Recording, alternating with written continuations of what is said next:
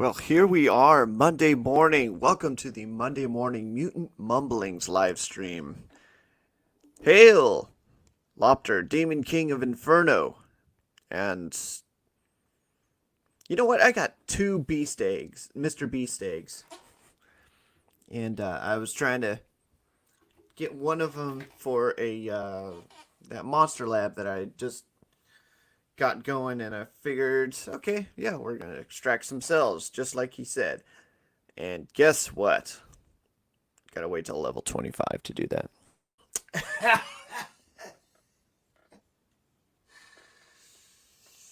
So I gotta wait a little while. But we're here to talk about mutants, and there's a lot of stuff happening with mutants right now. I got a lot of rumors coming up, a lot of stuff late breaking, and it is puzzling me, and it's also exciting me because it's just like, oh, I'm sitting on this information, but I can't do it right now because we're here to talk about something going on in the comic books that is uh, uh Lincoln Park. That is fantastic, or was fantastic. And I was talking to another one of our boys, OC Steve, talking about it.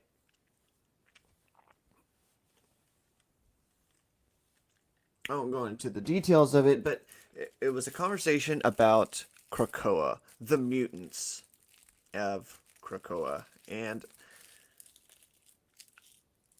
on the Wednesday Bounding live streams, I don't have a lot of time to talk about what's going on in the comics because we're usually covering stuff that's happening in the world of entertainment. So, just things that are from the comic books adapted into, more of the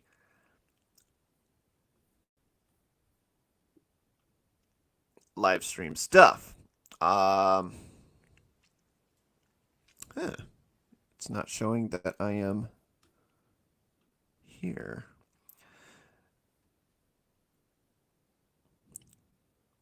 Did my stream get ghosted? Okay, well, let's...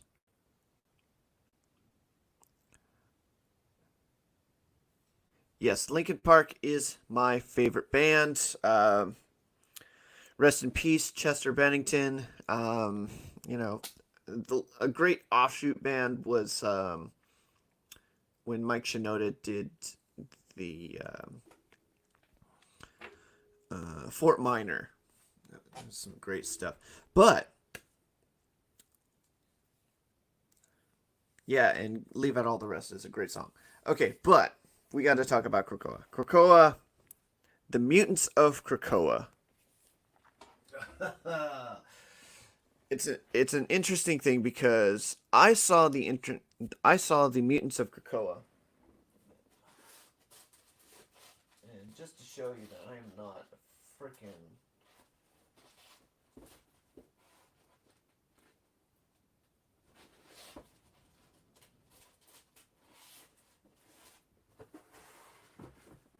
I am not messing around when it comes to this. Let me show you. Boom. The wonderful long box that is everything the House of X, everything the Powers of X. When that series came out, it was 2000. Oh, it feels like 1,000 years ago. 2018. We started getting into the House of X, the Powers of X, something by Jonathan Hickman, and I was like, okay, it looks kind of cool. It looks kind of interesting. One of the main things that was a big seller for me for that particular title is, you know how every X-Men title, they try to put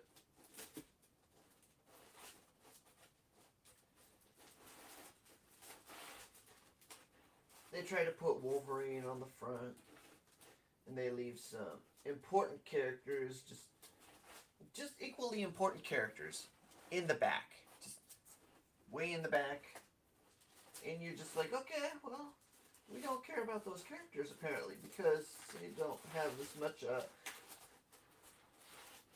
They can't generate as many dollars for the franchise, for the comic books as Wolverine. Let me say this. When we go to... Oh gosh, I can never find this thing. I'll try to find my House of X titles in the original House of X somewhere. In this painful box of ridiculousness. Okay, what? I wish I could pause my live stream.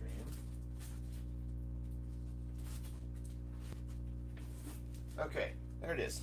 This one, right here. That's Powers of X.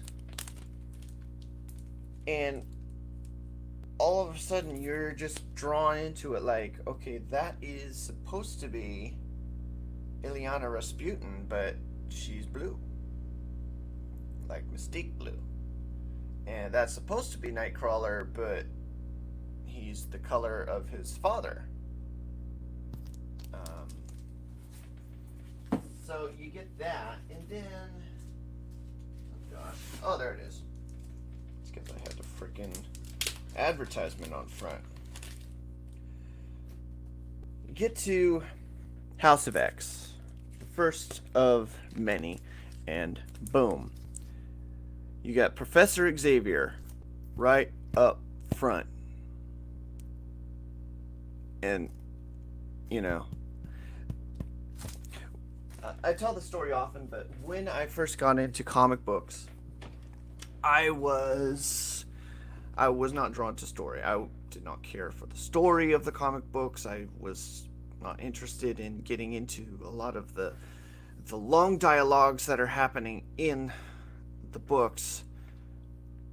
I was essentially looking forward to like seeing the artwork.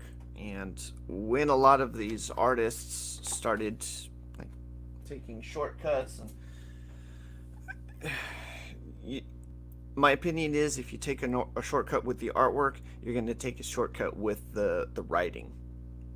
The writing for the House of X and the Powers of X was spot on. Just fantastic stuff. Even though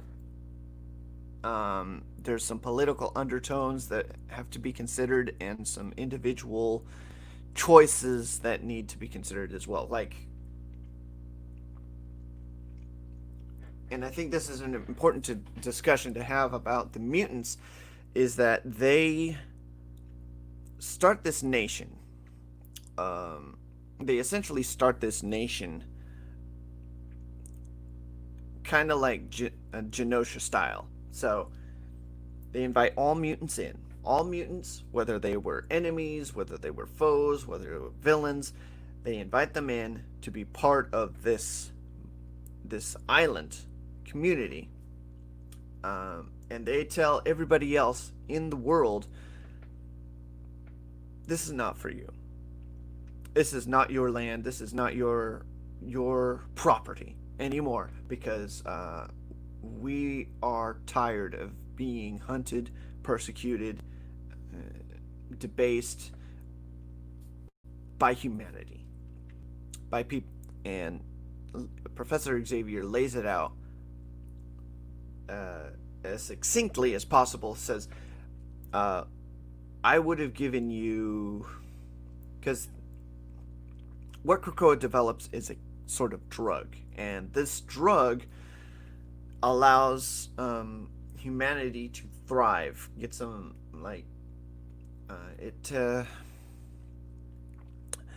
it allows them to have longer life, longevity. It allows them to cure diseases that were before uncurable, and it also there was some and it frees diseases of the mind. So like mental disease and that sort of thing. And Xavier says, these drugs I'm going to make available to you, but at a price. I would have given them to you without price before. But because of the way, just the shitty way you've been treating mutants, now I require a price. And the price is you leave us alone. You give us this nation and leave us alone. And that was the only stipulation. Essentially, the it turns out that's not a good deal for some of the other parts of humanity. Clandestine operations start happening near the orbit of the sun to collect as much energy from the heat of the sun and its solar rays to build a weapon against the mutants. And on Earth, there are operations as well in the botanical field to counteract what's happening on the island of Krakoa. There's also struggles within the government of Krakoa, within each of the factions of mutants, but it all hinges upon Moira McTaggart. Moira McTaggart before was a mutant researcher, a human, or what those previous comics had said was a human. And that's how she was introduced, as a human. However, what happened after that is she was retconned in some ways, and she became a mutant who could reincarnate herself. So every time she would die, she would be reborn, and she would have to repeat the process all over again. It's just like Groundhog's Day, or Live, Die, Repeat, Edge of Tomorrow, whatever the movie was called. It's just constantly, when you get a game over, you start over at the beginning of the level, and that's her power. And because of that, she learns from her previous life experiences how to navigate to create a better world for mutant kind. The first world that she establishes, first time she dies, she finds out, okay, she lives a normal life as a human, kind of. Second life, she discovers that, oh, I'm retaining all my memories from my previous experience, and her parents notice that she's really smart because she knew all the stuff that she had learned before, and essentially it becomes a move to understand mutants. She wanted to understand mutants more, and this led her to Charles Xavier. Charles Xavier gave her a path to follow as a mutant researcher. She develops a cure. However, that cure is opposed by other mutants, and a very powerful mutant named Destiny, who is a kind of a seer, someone who sees into the future. And Destiny says to her, on no terms are you going to wipe out mutant kind with this kind of drug, with this kind of cure. She had a great line. It was like, I see your good deeds, and I acknowledge your hard work, but to me it means nothing, or something like that. It was just the way it was written, just the action that was happening at the time, and the way that the dialogue was written threw me off the chair. Not literally, but metaphorically. Fast forward, um, she's pretty much she's pretty much not there. It's all the mutants. It's everybody from uh, Excalibur, the X Force, the X Men proper team, just everybody that isn't Moira McTaggart is trying to make their way through this maze of New Mutantum. And the New Mutantum is essentially living on Krakoa and trying to navigate how to have this island, how to have this property, how to have this world to themselves when everything else is coming at them. And then there's also this inevitable future that they have to consider that is quite interesting, because now it gets into the sci-fi aspects, because we're talking about titans, talking about the compression of information to become a sort of community. So let's say you have a collective of data, and that data was shrunk into like a flash drive. I wish I had a flash drive right here. But like that flash drive, what if you could make a flash drive that was a composite of all your information, like everything that you had in your brain for the entirety of your life, just put into that flash drive. Now imagine there was a collective out there that could plug in each of those flash drives into it and create this super collective of information. Now imagine a ton of those things compiled into one flash drive and plugged into another one of those huge collectives. And that's essentially what the Phalanx, a future threat for the planet Earth of that reality, that's essentially what they are. They collect information. They are data collectors. And what they do is they are called Phalanx because they are a collective of data, information from all of these existing societies that have advanced in their technology enough to be able to upload themselves into their technology. Humanity at some point in the future in the X-Men comic books does that. It begins with the Sentinels, then it goes on to the I'm talking total nerd shop right now, and it gets into the fucking Nimrods. Actually, it goes like Sentinels, then Master Molds, then Mother Molds, then that's when it gets into the Nimrod, which is the AI, the full AI, and it goes on further to the point where they're downloading their consciousness into these things, and the Phalanx recognizes it, and they upload humans into their collective. And that's how the Phalanx gets along in the universe. And what is in that is the black holes. What they say is the black hole is the collective of all information, and they designate it as like a titan or a massive collective. Interesting stuff.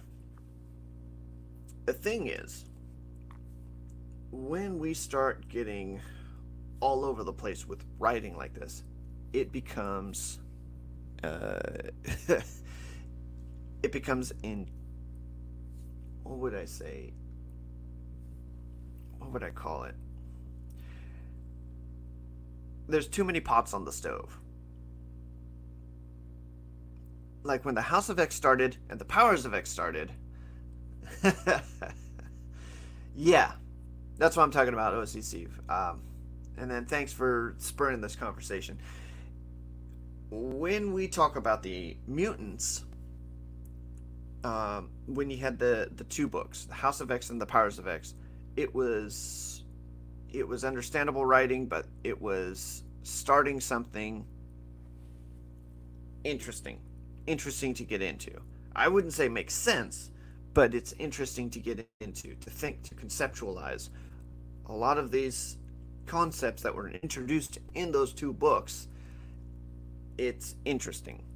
Now, when you talk about individualism and character development over the past freaking 30 years for some of these guys, then that's another story altogether. But conceptually, it's an interesting thing to talk about and to think about.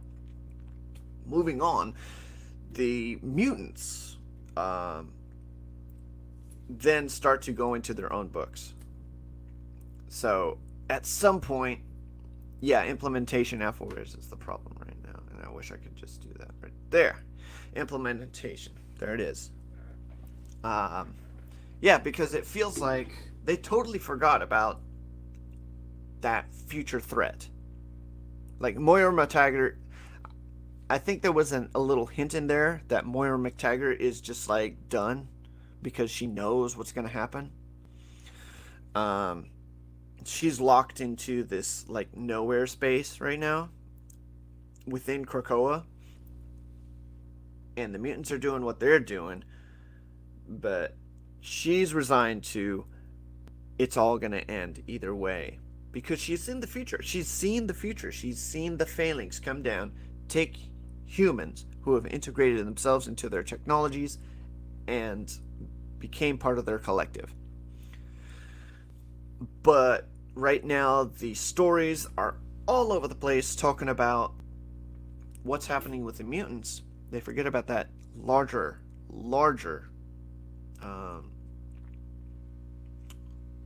that larger storyline and that larger plot, which is eventually this is going to fail too. Um, and they talk about it like Moira's got 10 lives. And that's why it's called the Powers of 10 or the Powers of X, because she is on her 10th life or her 10th playthrough.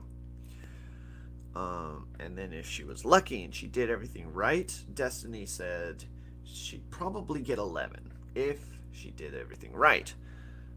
However, Real World comes in. Real World comes in, and now, boom! We're on that right? Yeah. We all gotta freaking wear masks, and we can't go to comic shops right now, and all that stuff.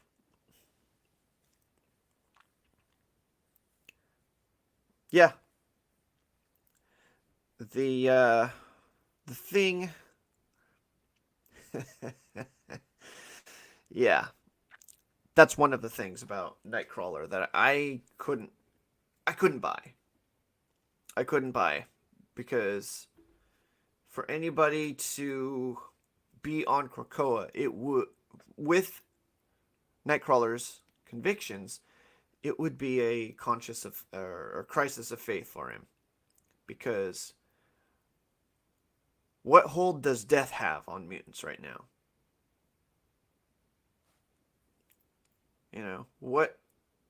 What aspect of the other side is there for the mutants? Like, okay, I don't die anymore. I'm essentially immortal. Heck, even Xavier, even though he's one part of the, and we're talking shop here right now.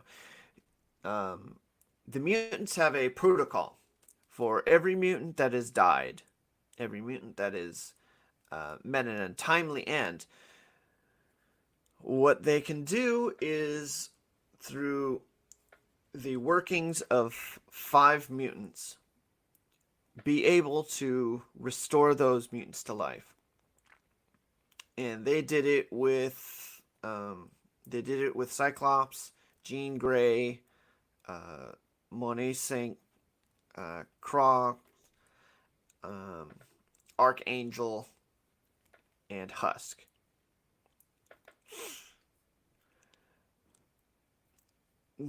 what they did is they have gold balls. Gold balls. They have him create these kind of biosphere eggs. And then they have Proteus come in and work his thing to create a being within them. And then you have Hope enhancing all of their powers to their maximum. And then you have forget the lady that does time. Time. Yeah, Proteus creates the life that is each of them, each of the mutants that they want to create within those eggs, and then it's either Leela Cheney or somebody. They work on time to age them up a little bit to match them to where they are in that time period, and then Professor Xavier implants the memories as a backup system from their last backup, kind of like an Apple time machine, I guess. But it's madness.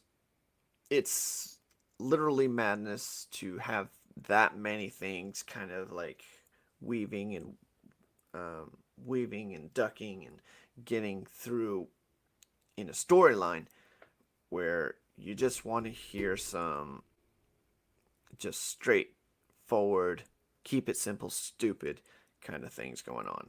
Because the moment you start going here, there, and everywhere, you lose some of the audience. And this book is essentially just for like, you are a hardcore freaking X-Men reader for years. And it's banking on your previous knowledge of all the years of X-Men that you have been reading. So it banks on that, and it takes that to the next level. And you appreciate it for taking it to the next level and building upon that established lore. But then, like OZ Steve says, there's a lot of character problems. Yeah. But there was a thing that came to my mind about how much would we give up? How much of our lives would we surrender in order to have a greater good, a greater ability and freedom? Um, and there's a certain amount of give and take with that. It's like, okay, I can believe to some extent that Gambit would not be down for doing that kind of stuff. Same thing with Wolverine. Wolverine, I think he even said it in one of the X-Force books where he realizes that Krakoa had made them all soft and they were unable to really assess any kinds of threats that were coming onto them from the outside.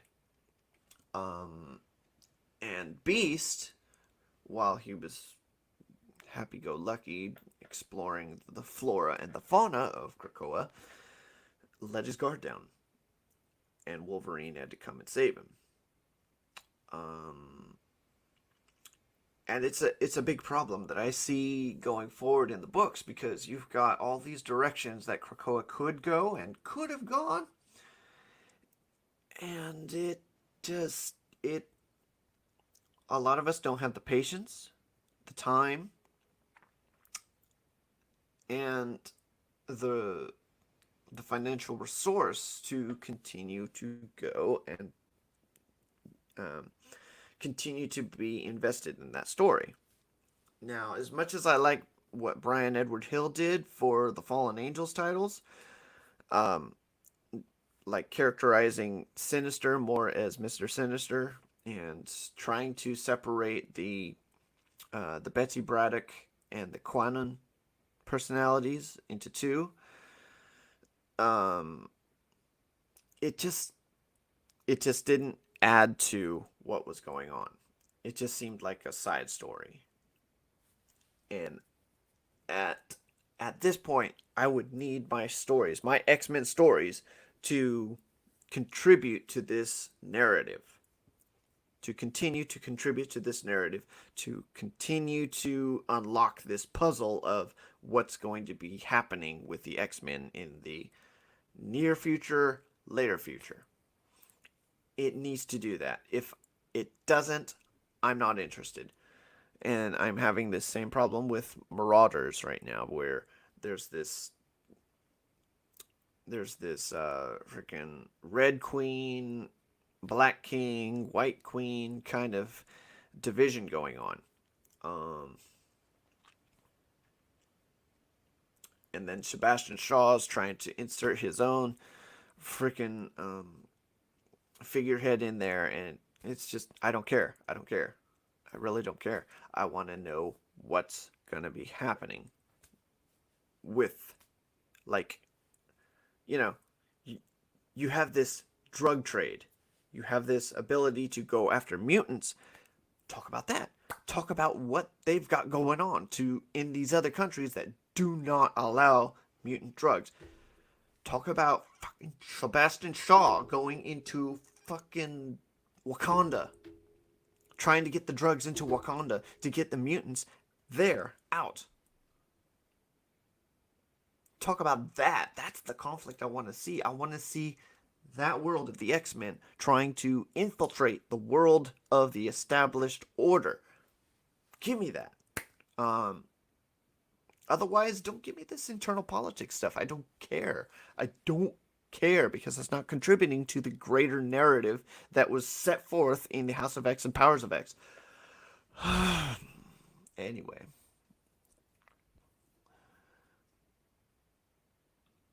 Yeah, they took away the internal conflict within the mutant community itself. Xavier's idea to be a part of the world and being a beacon of hope versus Magneto's belief of being the superior species. And yeah,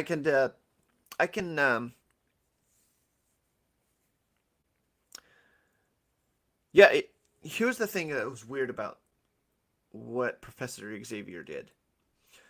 Professor Xavier was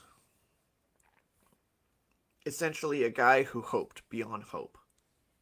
He was like, probably going to get canceled for saying this right now. He was like Martin Luther King.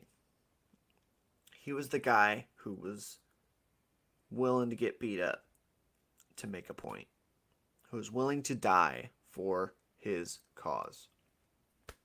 That was Professor Xavier.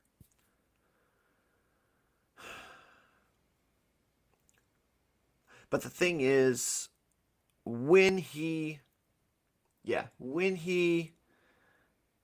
dives into Moira McTaggart's mind, he gets despair.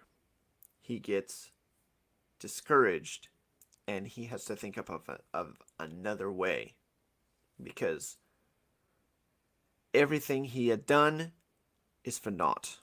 Imagine you reach the end of your life and you find out that everything you had done was for naught.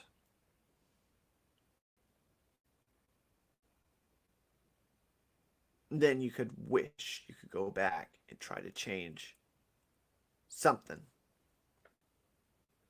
And I'll give the narration points for doing that. But yeah, Xavier is essentially, he changes himself fundamentally into this cold-hearted being towards humans. And there's a lot of hard pills to swallow, other than the teenage Cable. There's a lot of hard pills to swallow.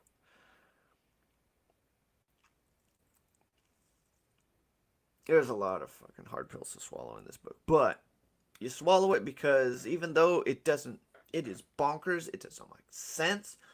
Like, there's a thruple thing going on between Jean Grey, Wolverine, Cyclops. There's an implication that Cyclops is also seeing some chicks on the side. All of that. Madness. Absolute madness. But we read it because it's the most interesting story we've gotten for fucking 10 years of X-Men. I mean, X-Men Black, X-Men Gold, X-Men Blue, X-Men Red. I mean, all of those titles did not appeal to me in the way that these did. Um, because it made me think. It made me dive into what those characters represented in the past and what these characters did in the past. I'm sure there'd be mutant rebels. Just I don't care. The only like Namor was the only one that didn't come onto the island. It's like okay, I would expect more mutants to say that. I would expect more mutants to be like, okay, no, Xavier, I do think we can still make this thing happen with the humans. You may have given up, but I will not. And then they become the de facto, you know, Xavier type versus Xavier becoming the de facto Magneto type. Because, like, Magneto right now is kind of just there as a figurehead. All the powers to Xavier. Xavier and Magneto are just one person now. It's weird. It's a weird story. It's running counter to a lot of established lore, but you have to know the established lore to understand how much it's running counter to it, and it's running counter to it in a way that kind of respects it at the same time. So it's like, and I talked with other people about this too. They don't expect this comic book continuity to continue. They don't. Yeah, that's true. That's true, OCC. They're going to hit the reset button with this title eventually. You know why? None of it. None of it makes sense. And I think at some point they're going to hit the big reset button to try to bring these into the movies. The movies. That's another thing. We were talking about this. We were talking about this as a possibility with mutant powers and what could possibly happen for the movies to somehow get these characters who were freaking 60s, born in the 60s, and very, very much part of that whole era. How to get these characters from the 60s into today's landscape. Magneto would be 100, easy. Maybe 90s. Because he's a Jew. And he was part of the Holocaust survivor. I mean, unless they bring Sir Ian McKellen in, I don't know how they can justifiably make a character like that. And some others might argue, well, he's got good genes. That's why he ages slowly. Really? Is that a power Magneto has?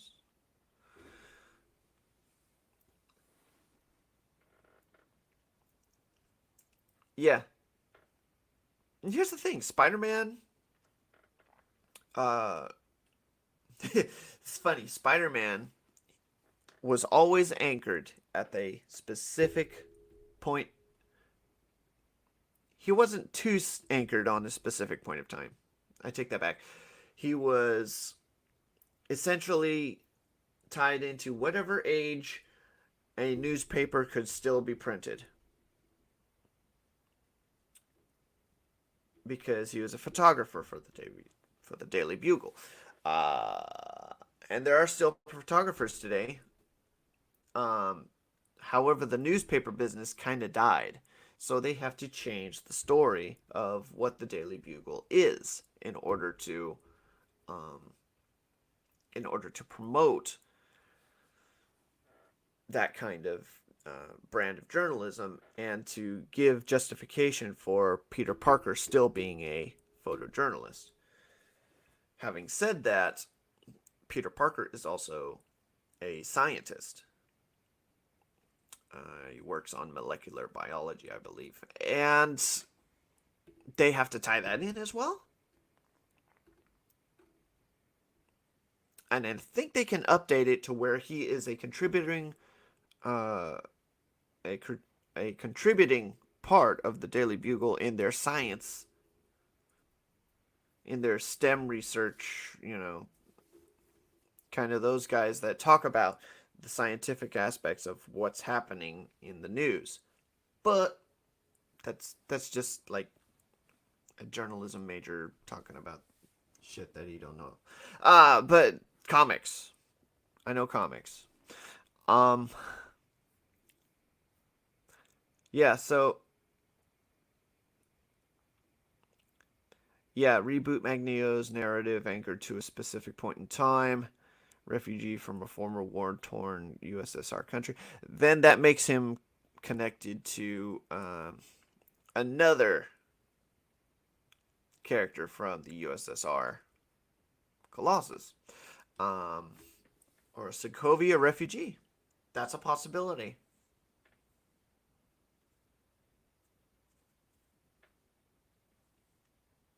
Here's the thing.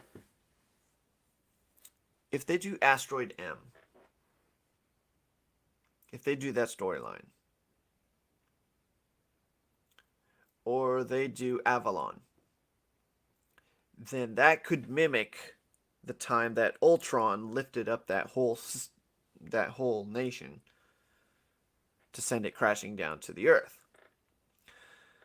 Uh, they could do that. I wouldn't be mad at that. I mean, that's a hard thing, and I think this is a discussion that they're continuing to have at the Marvel Studios and how to integrate one of the most iconic villains for the X-Men, because that Holocaust was so much a part of Magneto's history and so integrated into everything that he did. It's hard to have something that is so devastating in recent history to compare it with. I mean, we haven't had people by the millions being roasted in ovens, um, and thrown into pits. That just hasn't happened in recent history, and I would say that even in the comic books now, that's the problem with Magneto. He is not a Jew. He is uh, positioning himself as a god of the people of Krakoa, and that's you know it's kind of the Magneto that we knew from the comics, but it's also kind of not, because he's just acting in this one way rather than acting in the full brevity um, of his history in the comic books. So whatever it is, I can't wait for the comic book shocks to get back and running. As I've stated and shown, dude, I have not I have not gotten a comic since February. Um, yeah, I think I'm up to issue 9 for a lot of these. And the only comic book I actually finished was the Fallen Angels one, because that one ended before this whole um, beer bug stuff happened. But I don't know when this whole thing is gonna stop.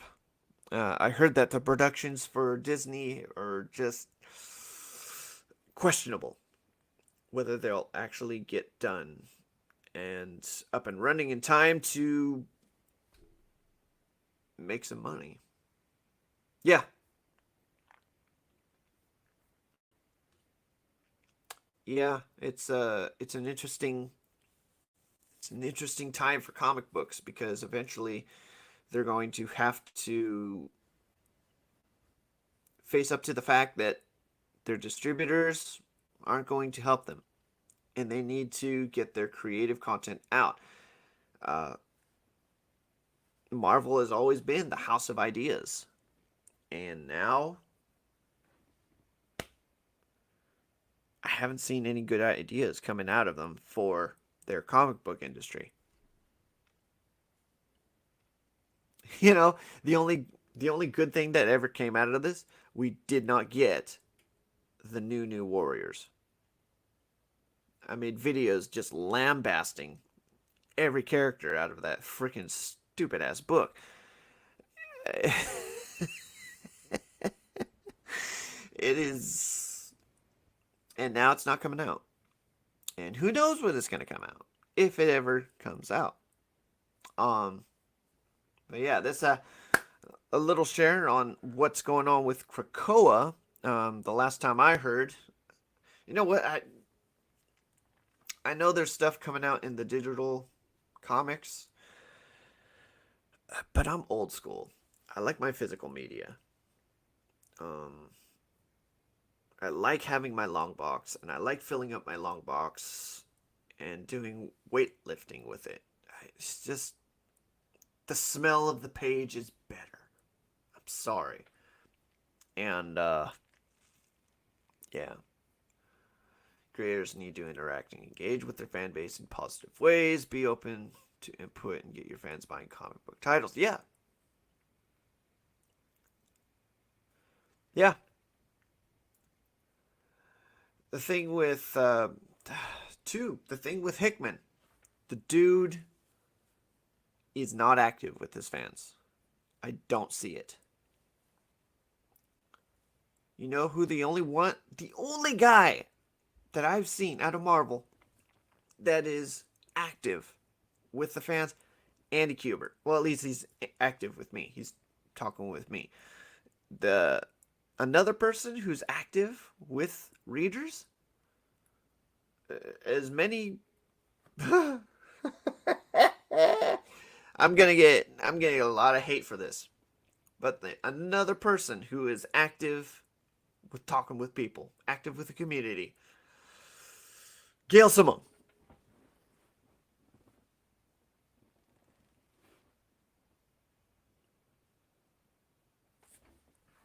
Gail Simone is active in talking with the community.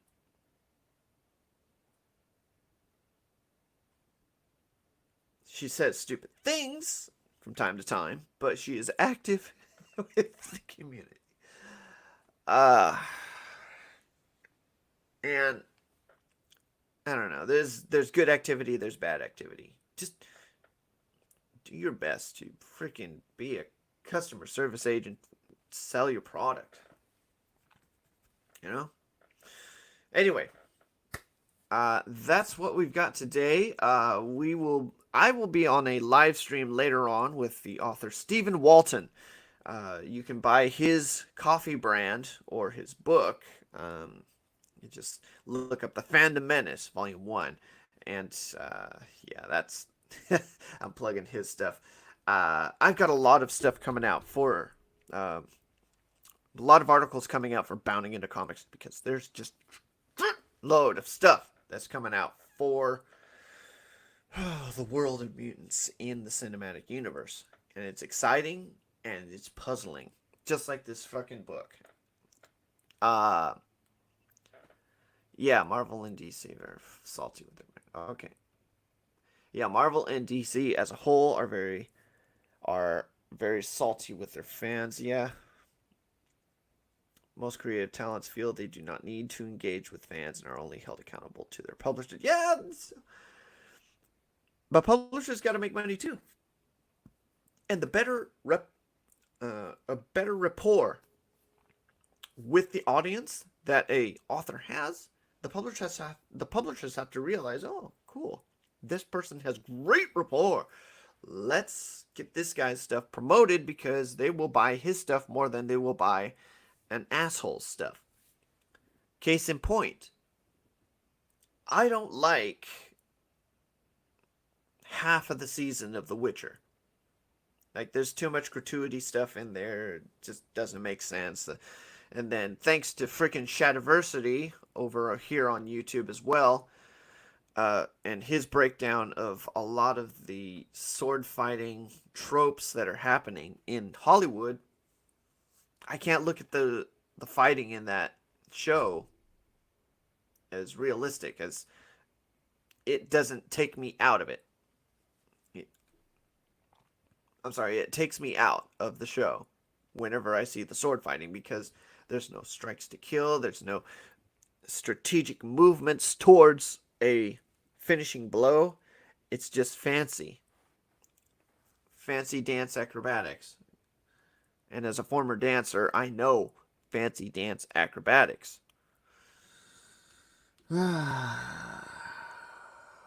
Yeah. Absolutely. Marvel and DC as a whole are very, very salty with their fans. Most creative talents feel they do not need to engage with fans and are wholly. Yeah. So, I read that already. But, that's the one I wanted. Comic book fans are the hype machine for their future movie productions. Alienate them, you'll be ice skating up a hill next time you put out a C-tier Marvel movie. Here's the thing. Witcher only liked half the season. But Cavill, remember when he was trying to get, when this interviewer was trying to rope him in to talk bad about toxic fans, he said he doesn't recognize fans as toxic. He recognizes them as passionate.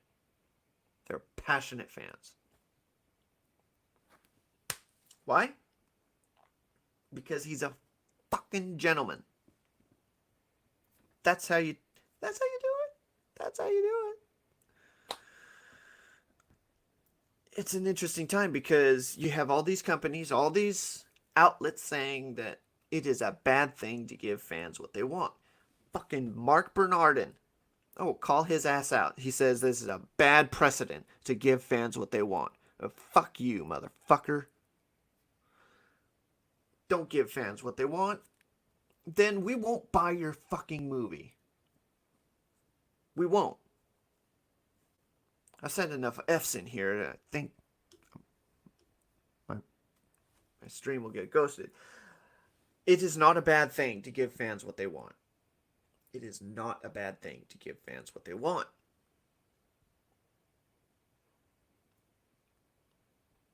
We finally got Avengers Assemble. Again, it is not a bad thing to give fans what they want. We finally get, we finally get closure with Tony Stark. Ah, Parrot Head. Hail, Parrot Head. But yeah, what was another great moment? Another great moment. And, for all the things that were happening in Endgame, there was a lot of stuff a lot of fan service stuff. There you go. Oh, that's cool. Oh, that's cool. Oh. Howard the Duck showing up on the battlefield. You'd have to be a sleuth in order to spot that the first time.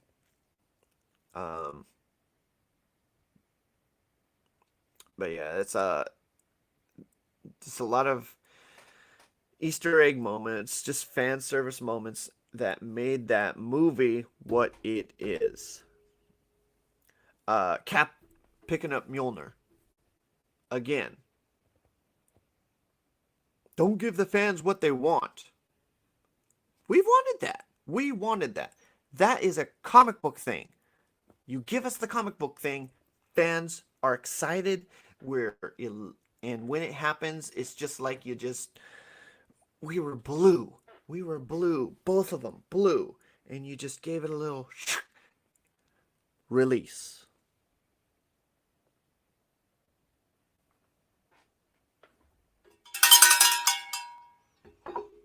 If you got that reference. Anyway.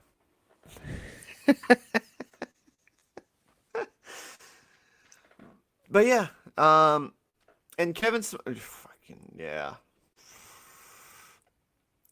yeah. That's right. They've lost sight of that recently and do not respect long-term supporters. Kevin Smith is the alpha super shill in pop culture. He's the Billy Mays for any studio on Marvel. See, okay, so that's the thing too. He is with Mark Bernardin most of the time, so I am assuming that a lot of Mark Bernardin's stuff influences Kevin Smith. Subvert expectations. He is in with that fucking Ryan Johnson camp of like, okay, the fans expect something. Subvert expectations. Don't give them what they want. If you do not give the fans what they want, they're not going to buy your fucking movie. They're not going to be interested after seeing it the first time. They're not going to go for a first and second. They're going to go for the first reading, but they're not going to show up for the second. They're certainly not going to show up for the third. And guess what? That's relating to future sales of that film. Because if those men, women, children talk about your movie, they're going to talk about it to their kids. They're going to talk about it to their friends. They're going to talk about it to their wives, their lovers, whatever. And they're going to say, did not enjoy it. Why? Because this and this and this happens, which made me love what this is. And in that film or in that movie, this and this and this happens. And I don't like it because that runs counter to this. That runs counter to this. This thing that I loved, that thing ran counter to it. Therefore, this thing that I was shown is not that thing that I love. That's what happened. That's why the Fandom Menace was formed. That's why people are becoming passionate about their franchises because no one wants to see their franchises get shit on like that. Now we come to the X-Men. What are they going to do? Are they going to give us gay Wolverine? Having years of established lore of all the women that Wolverine has defrocked.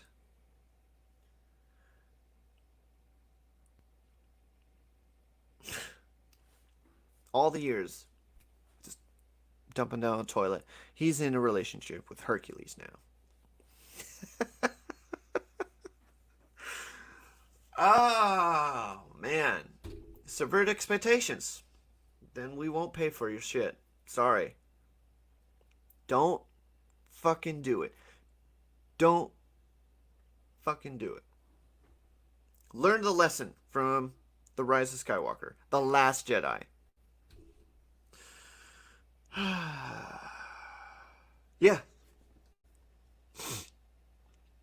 Logan was the bad guy that all the girls wanted. Hell, they did an issue where all of his ex-lovers formed a team to protect. Yeah, fan service gets asses in seat. Screw Silent Shill and Mark. Smith didn't even know about the whole problem with Diamond Comics shutting down. He was a comics. Yeah, I was there. I was watching that live stream. I'm like, you kidding, dude? Where are you? What kind of cave are you living in that you don't know, what's happening in the industry? And here's the thing. The people who say they're comic book fans are not showing up to the baseball talk. We know what's happening with Diamond distributors. We know what's happening with Alterna. Alterna's making their own distribution. We caught up with DC, and they're trying to get their own distribution together. There's deals with Walmart to get spinner racks for comic books because And we know this stuff because we follow comic books. We know what's happening with the franchises that we love, with the comic book stores, and you know the shit that we grew up with. We follow that shit because we loved it then, and we're not loving what's happening right now. But we still have that connection. The people that they're trying,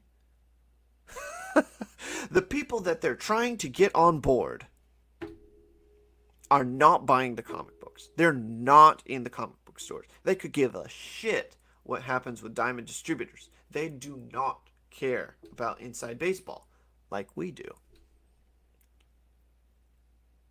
And we got the money. So, what does it say when we got the money and you don't want us? Okay, then we won't buy your shit. Sorry.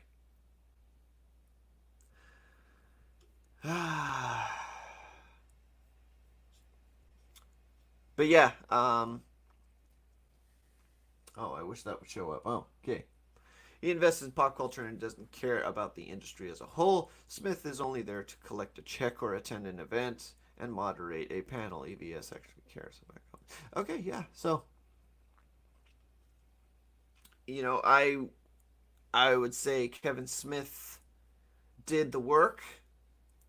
He kind of rose up out of nowhere, which is very rare. It's usually like you're well connected and you have, you know, he was a person who took advantage of the opportunities that were given to him, took something, took nothing, and made something of it. For that, he put in the work. Um, but the problem is he forgot his roots. He forgot where he came from, and now he's living this kind of on this pedestal. And here's the weird thing. Gary from Nerdrotic, whenever he has a live stream, has more viewers for his live stream than Kevin Smith does and Mark Bernardin during their live stream when they're doing the thing from the cantina over in Hollywood. And it's a frightening tale of who's showing up. And it's going to be interesting going back to the mutants thing.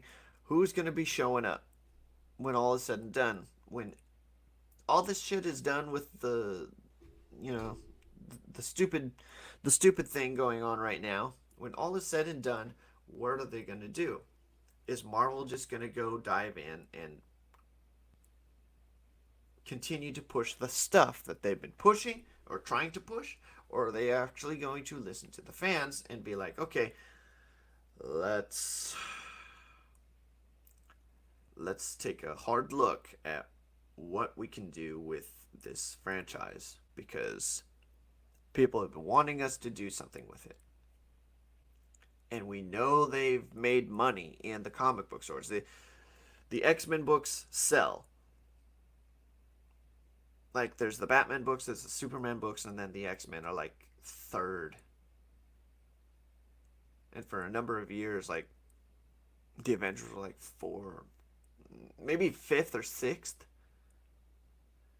But like the X-Men books are the ones people go to for Marvel.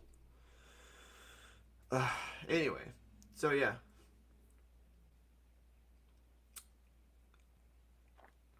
Yeah, he became a self-appointed prince of pop culture once Stan Lee died. EVS is actually an agent of change. Community shifting in the right direction. Kick out the shield. Okay, so here's the thing. If Marvel makes the right moves, if their comic book industry makes, yeah, if their comic book industry makes a radical turn, they could probably pull it off. Like consolidate. Okay, I only got this much money. I'm going to put forward only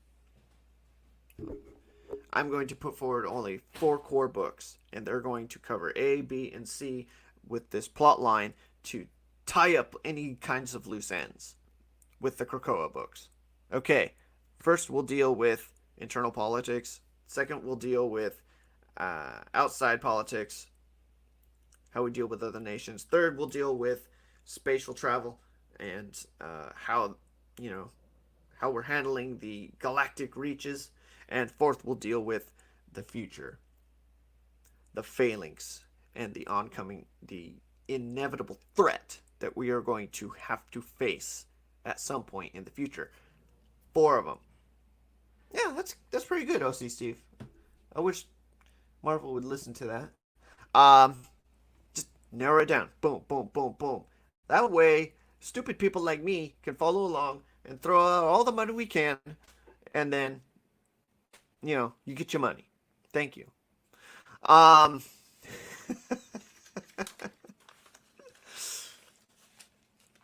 yeah, and then the cable book should be the future. If they do that, they could probably turn it around. But they're not going to, because they want all these titles to be put out. They want more money, more money, more money, and they don't care about the quality of the writing. They don't care about the quality of the artwork. Ugh. Um, Lionel Francis Yu. Um, he's 50-50. Is it a guy? Anyway, he's 50-50 for me in terms of artwork. Um, the dude that was doing Brian Edward Hill's Fallen Angels, his artwork was 25-75. Like 75% of the time, I was not buying it. It was too dark. There's too much black on the page, not enough color splash, And I need something to pop for me in order for me to be interested in it. Maybe it's like an infantile thing that I have with my visuals, but I need something to pop. And, X-Men Gold, that dude that wrote X-Men Gold #1.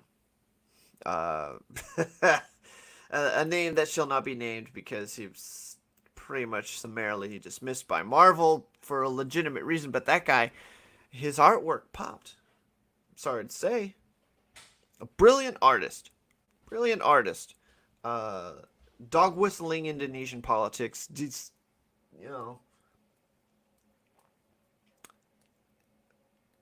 I guess that's part of the problem that they have with getting outside work. Anyway, that's what we got going on. Next week, Mutant Mumblings, the Monday morning Mutant Mumblings live stream. Next week, after all this stuff comes down on the website that I've gotten information on, we're going to talk about it.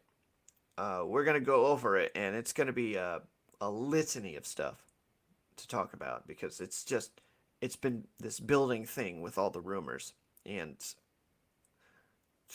I don't know how I'm going to make it until Monday not talking about this. Anyway, maybe we'll talk about it Wednesday. A little bit, I'll bet. Maybe we'll talk a little bit about it on Wednesday during the Bounding into Comics live stream. 6:10 p.m. Be there. Anyway,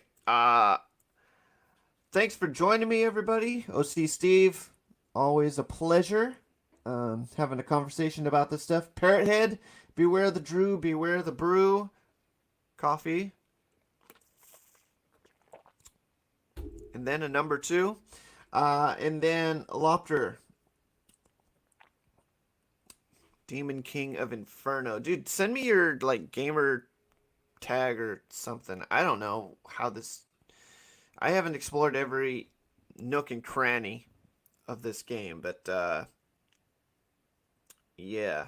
Anyway, I will see you later, guys, and...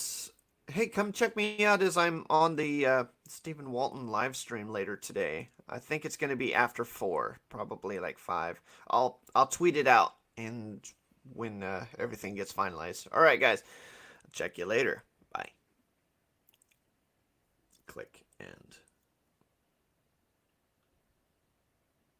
end.